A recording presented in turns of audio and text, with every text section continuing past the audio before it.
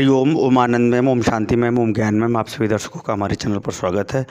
आज हम लोग बीएड के समावेशी शिक्षा के सृजन वाले पेपर के अंतर्गत समावेशी शिक्षा में शिक्षक तथा शिक्षक प्रशिक्षक के व्यावसायिक आचार, पहले इस हेडिंग को समझ लें तो सारी समस्या अपने आप हल हो जाए। शाब्दिक पहले अर्थ हम लोग लगा लें, फिर उसके बाद ये आराम से हल कर लेंगे। बिल्कुल सरल टॉपिक है। समावेशी शिक्षा में शिक्षक यानी विभिन्न जितने भी प्रकार के बालक होते हैं उन सभी बालकों के, चाहे वो शारीरिक योग्यता के आधार पर विभिन्नता हो, चाहे सामाजिक के आधार पर विभिन्नता हो, चाहे आर्थिक आधार पर विभिन्नता हो, चाहे वो योग्यता के आधार पर विभिन्नता हो या मानसिकता के आधार पर विभिन्नता हो, उन सभी विभिन्नताओं के अंतर्गत सभी प्रकार के बालकों को एक शिक्षक द्वारा समान पाठ्यक्रम पढ़ाने संबंधी जो गतिविधियां अपनाई जाती है उसे क्या कहते हैं? समावेशी शिक्षा। आगे चलते हैं शिक्षक एवं प्रशिक्षक यानी जब टीचर ट्रेनर का काम करता है, किसी निश्चित व्यवहार को किसी निश्चित तौर तरीके ज्ञान के माध्यम से सिखाता है, किसी निश्चित शैली के अंतर्गत सिखाता है, तो उसे बोलते हैं शिक्षक प्रशिक्षक के रूप में। अब है टॉपिक समावेशी शिक्षा में शिक्षक तथा शिक्षक प्रशिक्षक के व्यावसायिक आचार। आचार का मतलब होता है व्यवहार, व्यावसायिक का मतलब लेन देन वाला व्यवहार क्या है। यानी समावेशी शिक्षा में शिक्षक, और जब शिक्षक एक ट्रेनर के रूप में हो, प्रशिक्षक के रूप में हो, तब उसका कौन सा व्यवहार का लेन देन उसके और बालकों के बीच में होता है, किस व्यवहार का लेन देन, इसी को हम लोग इस टॉपिक के अंतर्गत विशेष रूप से समझने का प्रयास करेंगे। तो आइए कौन कौन सा चीज़ें हैं शिक्षक और विद्यार्थी के बीच में लेन देन का काम चलता है। पहला देखते हैं अनुशासन। अध्यापक जो कुछ भी सिखाता है, बताता है, व्यवहार करता है, चाहे समावेशी शिक्षा के अंतर्गत, चाहे वो ट्रेनर के रूप में है, ट्रेनिंग जिसमें ज्ञान को विशेष शैली, तौर तरीके, व्यवहार, क्रियाकलाप को निश्चित रूप में सिखाने का काम करता है, तब अब अध्यापक क्या लेन देन करता है? अनुशासन। स्वयं को भी वह अनुशासन के अनुसार व्यवहार करना पड़ता है और अनुशासन विद्यार्थियों को भी सिखाता भी है और अनुशासन के अनुसार व्यवहार भी कराता है। तो अनुशासन का लेन देन होता है। वह अनुशासन कार्य करने का समय, शैली, नियम, टाइम टेबल, ये सब चीज़ें होती है उसमें अनुशासित। अगर हम सामान्य शिक्षा में भी लें तो उसको भी अनुशासन का पालन, समय से विद्यालय आना, समय से कक्षा को पढ़ाना, समय से टॉपिक ख़त्म करना, समय से मूल्यांकन, परीक्षा, टेस्ट लेना, यानी सब समय से करना पड़ता है उसे। शैक्षणिक गतिविधि का अनुशासन, सामान्य दिनचर्या का अनुशासन, और किसी शिक्षण प्रशिक्षण में जो भी अनुशासन अपनाता है, अनुशासन जो जैसे होता है ना, जैसे आप किसी पुलिस की ट्रेनिंग यानी एनसीसी आप सिखा रहे हैं, तो एनसीसी के अंतर्गत उसका नियम है परेड का, आने जाने का, अभ्यास का, निशाने का, सबका वो ट्रेनिंग है। तो वो जो ट्रेनिंग है वो एक अनुशासन के आधार पर ही सभी लोगों को सिखाया जाता है। ऐसा नहीं कि आपको नहीं आ रहा है तो आप लगातार आप इसे रोज़ अभ्यास कराते हुए सिखाया जाएगा, सबको अवसर रोज़ मिलना चाहिए।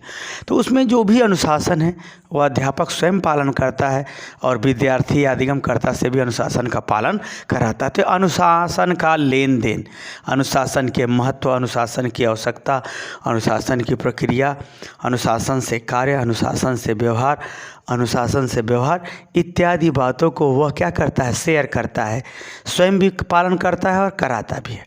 ये पहला आचार विचार। दूसरा अगर हम बात करें मानवीय मूल्य एवं अधिकार। मानवीय मूल्य का मतलब वह ऐसा मानवीय व्यवहार जो दूसरे मनुष्य के लिए और अपने लिए दोनों के लिए उपयोगी, जैसे सत्य बोलना, चरित्रवान होना, ईमानदार होना, सहयोग करना, सहानुभूति रखना, उत्तम आदर्शों का पालन करना, सबका मान सम्मान करना, ये सब क्या है? मानवीय मूल्य।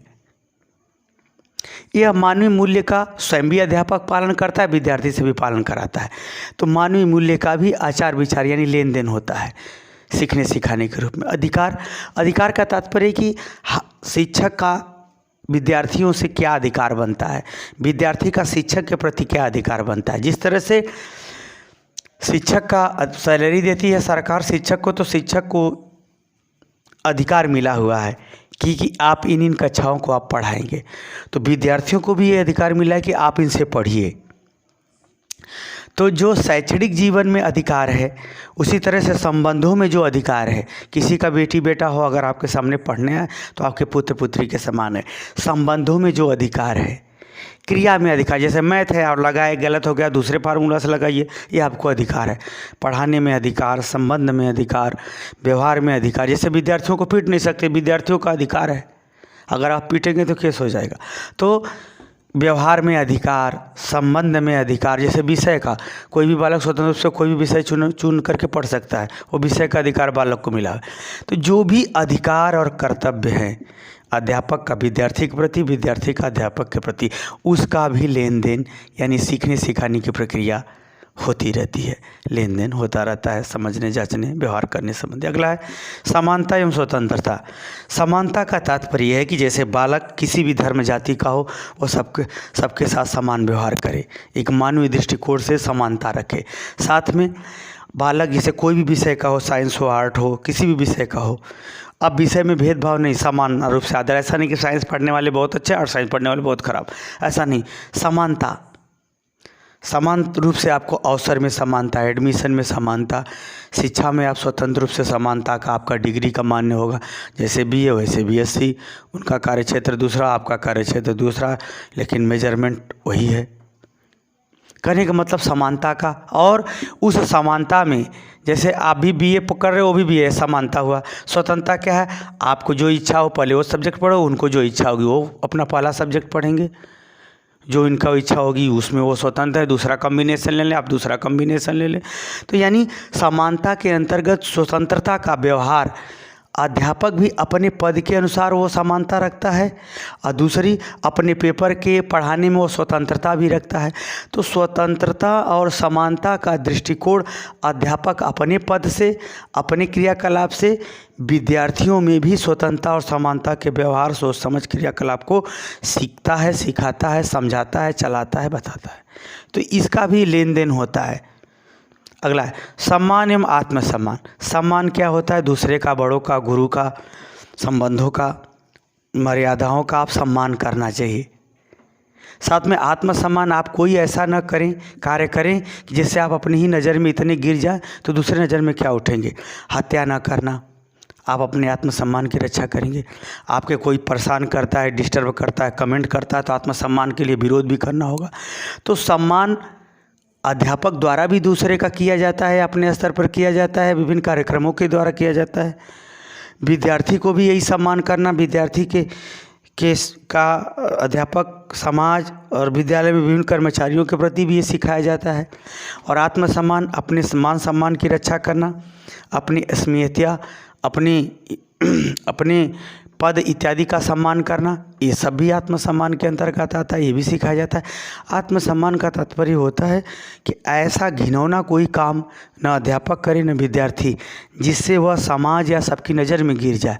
जो सबकी नज़र में गिर जाता है तो आत्मसम्मान चला जाता है। तो ऐसा कोई व्यवहार न करना अध्यापक के लिए भी ज़रूरी होता है, विद्यार्थी के लिए भी ज़रूरी होता है। तो अध्यापक अपने माध्यम से आत्मसम्मान की रक्षा करना और लोगों का सम्मान करने वाले विचारों को सिखाता, पढ़ाता है, लेन देन करना का तौर तरीका सिखाता है। इसका भी आचार विचार होता रहता है। अगला है परानुभूति एवं शिक्षण कुशलता।